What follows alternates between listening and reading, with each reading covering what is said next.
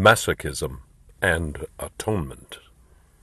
The fact of guilt is one of the major realities of man's existence. Both personally and socially, it is a vast drain on human energies and a mainspring of human action. Any attempt at assessing either political action or religious faith apart from the fact of guilt is thus an exercise in futility. The roots of guilt are personal and racial. The consequences are social as well. The human race, in apostasy from God, is deeply involved in a rebellious claim to autonomy and in the guilt which follows that claim. As a result of this omnipresent sense of guilt, there is an omnipresent demand for justification. The expression, "he's trying to justify himself," points to this demand by man for justification, an insistence on psychic or spiritual wholeness of health. A sense of guilt leaves a man feeling like a leaky, sinking ship. The energies must all be resolved to the repair of that breach. The psychology of the guilty man is thus geared to self-defense, to spiritual survival, by means of an overcoming of the breach of guilt. This concern is a demand for salvation. The sinking ego wants to save itself, to find justification by making atonement for its guilt. Atonement, thus, is a repair of the breach caused by guilt, and the consequence of atonement is justification.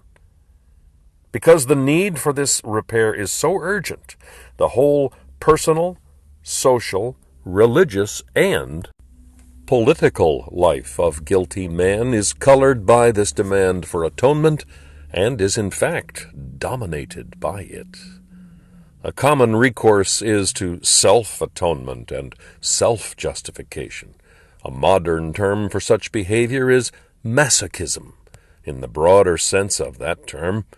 The narrower sense refers to a sexual offense in which the masochist seeks to buy atonement by demanding punishment before the sin and as a license to the sin. In the broader sense, masochism is self-punishment as atonement for sin in order to cleanse the conscience of guilt.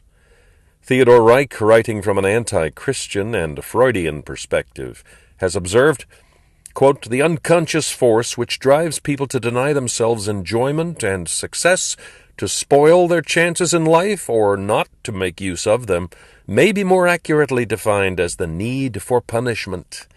In childhood, punishment is expected from parents. In adulthood, God or dark forces of destiny take their place.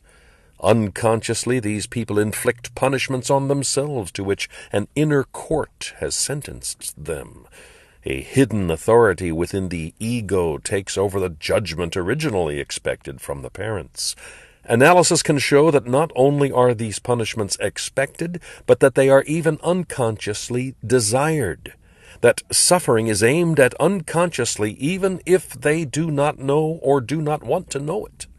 These individuals act as if they were controlled by stringent moral laws and prohibitions, as if they were forced to punish themselves for disobeying them." Unquote. Theodor Reich, Masochism in Modern Man, 1949. A variety of human actions are deeply masochistic, and all the actions of guilty man are colored by masochism. Neuroses, to quote, is undoubtedly a masochistic formation. Psychic masochism is the basic neuroses, according to Bergler. Edmund Bergler, M.D., Principles of Self-Damage, New York, Philosophical Library, 1959. Masochistic self-punishment in atonement for sin appears in a variety of ways, a few of which can be cited by way of illustration. First, psychosomatic ailments are a common masochistic recourse. The belief is simply, if I suffer enough, I will pay for my sins.